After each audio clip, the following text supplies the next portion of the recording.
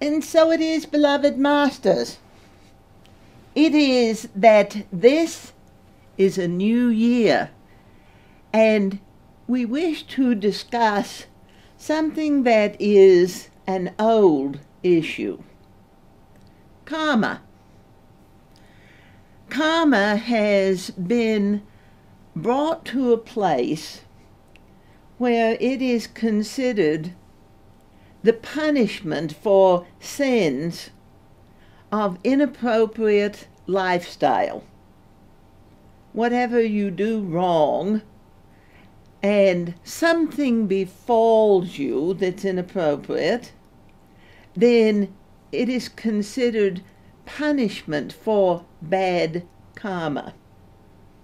Now, karma is a divine law that was set in place before humanity was created. It is a law to maintain balance. It's all about energy. And your intentions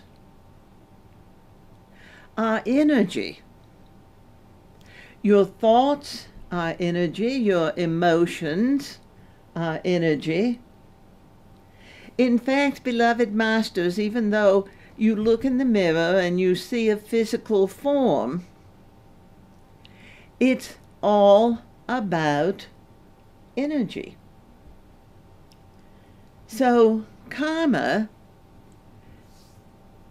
was established to maintain the balance of energy through the intentions of humanity as they move forward into the game of separation. And yes, if someone creates with inappropriate intentions, then they can disturb the energetic balance in their own energy field. Certainly, if they are creating inappropriately against others, they can potentially upset the balance of energy fields for a collective of people. To set one person against another by telling each one something about the other and then stepping back and pretending that you're a peacemaker. Stepping in, now, let's do not have a conflict. Let's be peaceful. And each one of those that have been inappropriately informed will believe that it's the other person that the perpetrator is talking to. Certainly, I did not have any part in this. Each one of the offended parties will say. And that, yes, intentionally sets up negative karma. First, and it is to understand this, beloved masters, first always for the perpetrator. And then in the trickle-down effect, if the perpetrator is misinforming people, then their responses will also set in motion karma for them. Whether it is negative karma or positive karma really depends on their own personal responses. We have said many times, it isn't what life brings you that is so important, beloved masters, as how you respond to what life brings you. And the educated responses in the illusion have been progressively more and more. Don't let them get away with that, whatever that is, because that is considered a weakness. To, quote unquote, sit idly by and allow someone to do something to you without a fight has been considered to be a weakness. Interestingly enough, I don't know that anyone would call Jesus or Buddha weak, and both of them made responses of turn the other cheek, of be still and allow the situation to unfold, to discover what is really happening. And this requires that you pay very close attention to your own responses to what's happening in your life. To what's happening in your life personally. Look what they've done to me. And retribution is a plan, even though it has been taught from the pulpits of most congregations, vengeance is mine, saith the Lord. God is not and never has been a vengeful God. Humanity has designed a God in their own image that is vengeful, that seeks retribution, that is a punishing father, that is highly prejudicial and prejudiced, and yet God created everything in love without any condition. So karma isn't conditional. It is completely unconditional. Karma doesn't say, some people get to do whatever they want to do and get away with it, while other people get punished for everything they do, no matter what. That isn't karma, beloved masters. That is an outcome of established belief systems throughout lifetimes. I believe that I will be punished for the slightest infraction. And that, beloved masters, has encouraged perfectionism.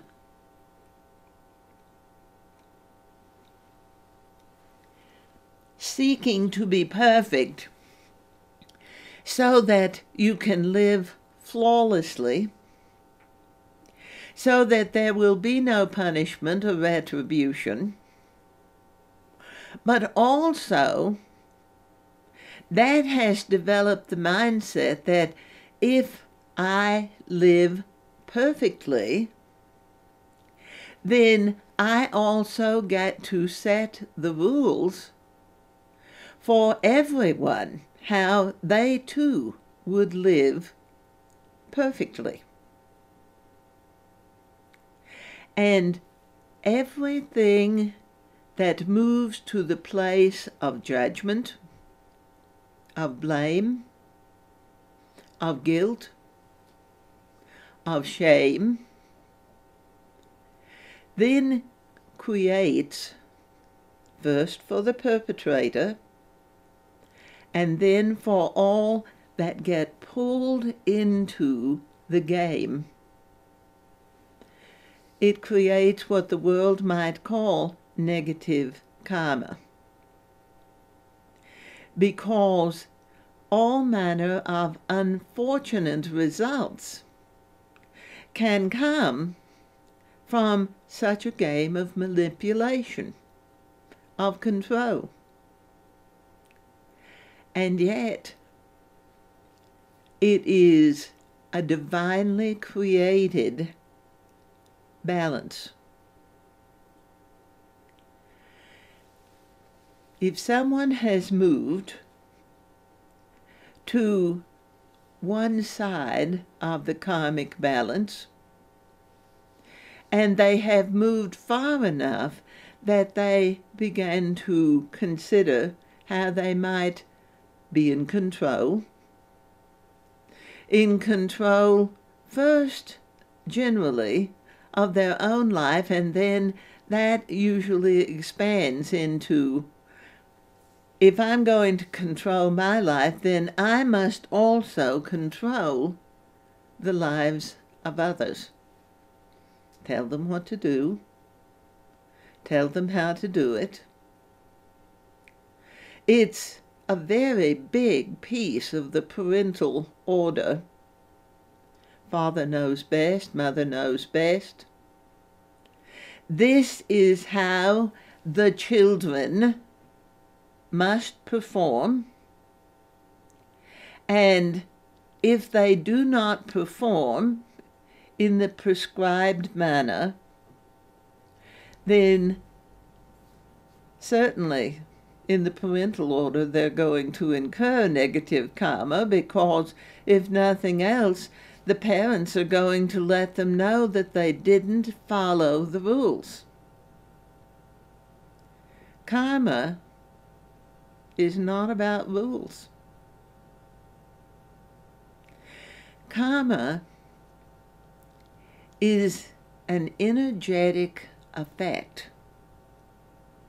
that comes from the mental, emotional, spiritual energies that dynamically influence physical affairs. I didn't say mental or emotional or physical. I said mental, emotional, spiritual. Mental, emotional, spiritual. It's like a triune of energy. The mental realms, yes, are very connected into the physical realms. The emotional nature, which has been basically progressively more and more rejected as the patriarchy has moved more and more into play, because the disturbance that emotions create have been considered progressively more intolerable. The only emotion that has been allowed to stand, and progressively, beloved masters, has seemed to get more and more powerful, is anger.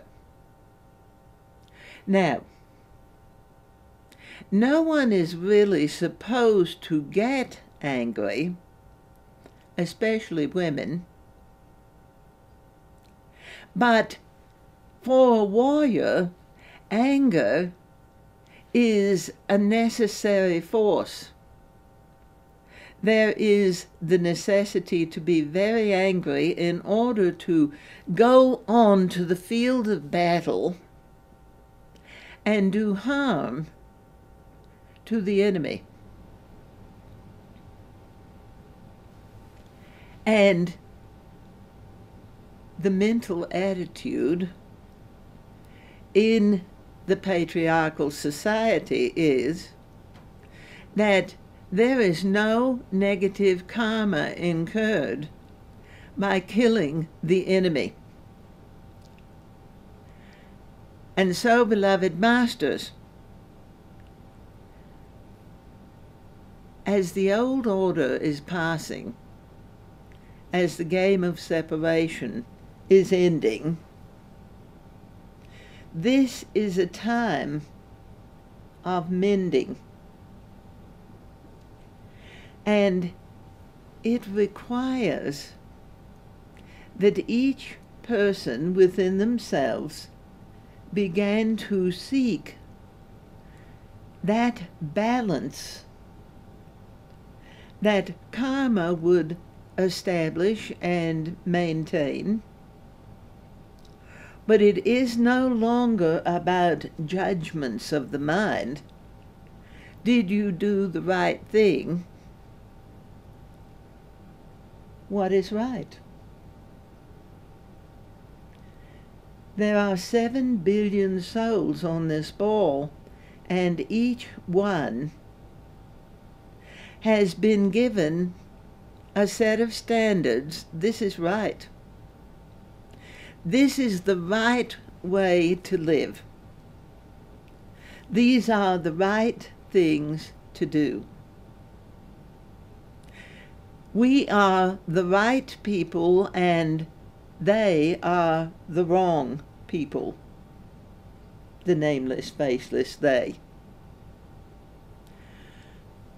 So it is, beloved masters, to clarify that as you are willing to seek energetic balance through an emotional, raise it to a higher vibration, feeling nature, blended with the spiritual connection within yourself, to allow a deeper, richer, more powerful connection to yourself in the greatest of love. Because karma was created for, yes, the balance of all humanity, but that balance of all humanity begins with a balance, a harmony, a clarity, a pure intention within self. And so it is finding within yourself a peaceful place and beginning to pay attention that as you allow yourself, allow yourself to feel peaceful, to connect deeply within yourself in love, to have that energetic experience, it begins to raise your frequency. And all of the wars that have been fought on this planet,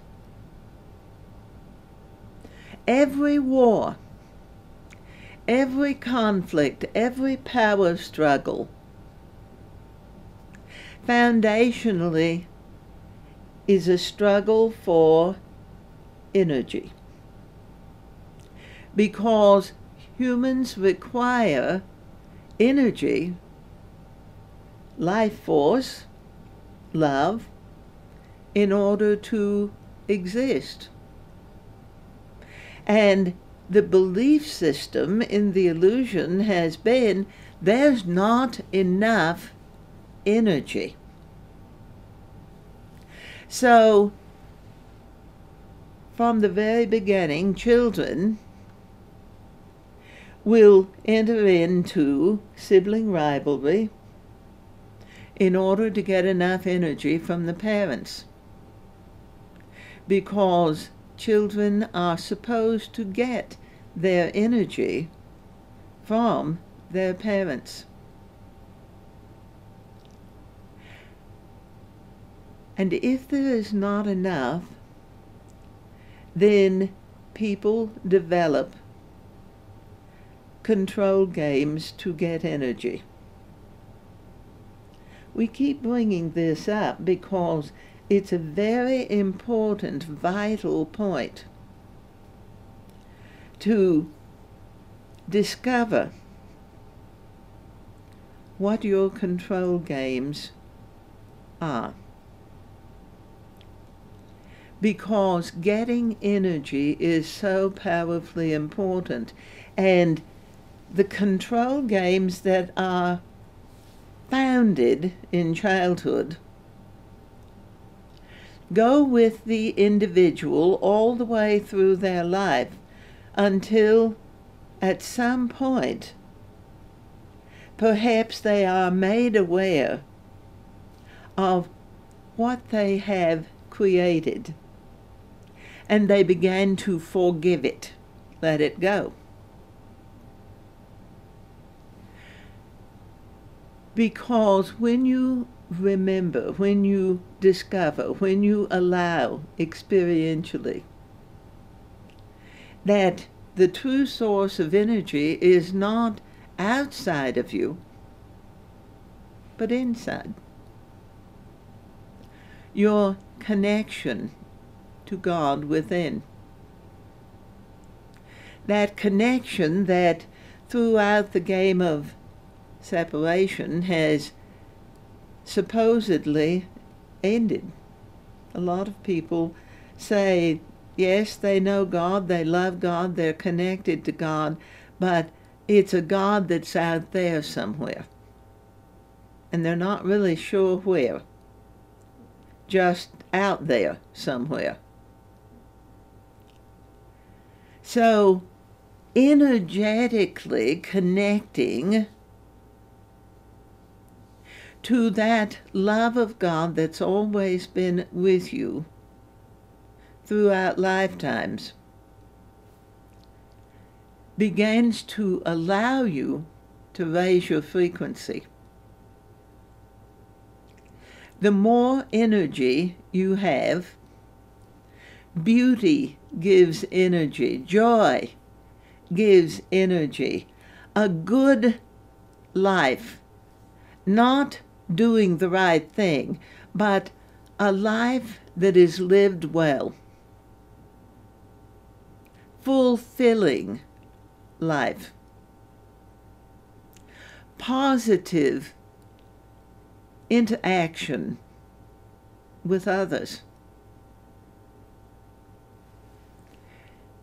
provides a sense of energy that fuels the life, that gives you a passion that allows you to accomplish, to create in a progressively more powerful way. And as you understand how to keep your energy high in a positive way, it begins to move you into a clear understanding that may not even have intellectual words, but a clear understanding that this is what karma is about. That balance, positive energy, joy of living, finding beauty in everything, and creating a space that is a divine space for you.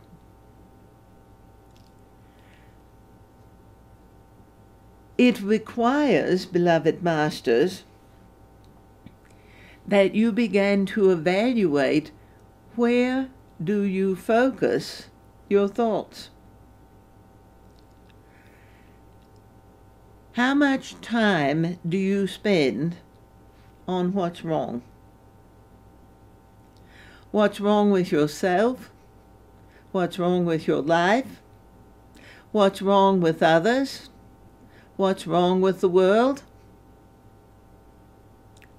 Because that focus first is outside of yourself, and therefore it depletes your energy. But also, when you are focusing on what's wrong, you tend to put an energy drain on yourself.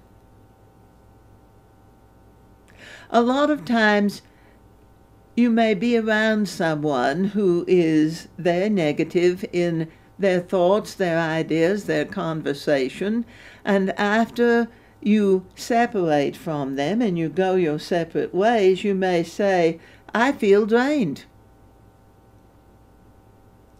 And it is because the engagement in negative thinking, in gossip, in denigrating others, takes a lot of fuel.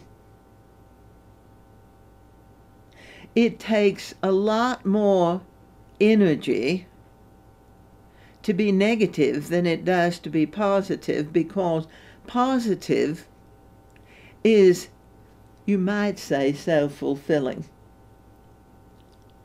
It not only raises your frequency, but it gives you the power to raise your frequency more. And the more that you focus in joyful, positive ideas, in loving considerations, on the beauty that is around you, beloved masters, because everywhere you look is the potential for beauty. That's not a guarantee that you're going to see it, but it is certainly available. And if you should feel that you are in an ugly place with negative people, then consider beauty. Some beautiful place that you have been. Pick one flower. If you are out of doors, pick one thing in the room that draws you, that you could call beautiful, and allow yourself to energetically connect with that one beautiful thing. Generally, it's easier to connect to a plant, a tree, a flower. One, because they're not moving around, so it's easier to keep your focus. But also because plants and trees and flowers are unconditional. So as you focus on this beautiful plant, tree, flower, to breathe in the energy of joy that you experience in looking at that object, and allow the energy of that beauty to touch your heart. You may actually feel as though your heart is opening in response to the beauty. And as you feel that opening, allow yourself to send love, that energy, out to the plant, the tree, the flower. And you may actually feel, as you send energy to the plant, the tree, the flower, that your own energy begins to lift.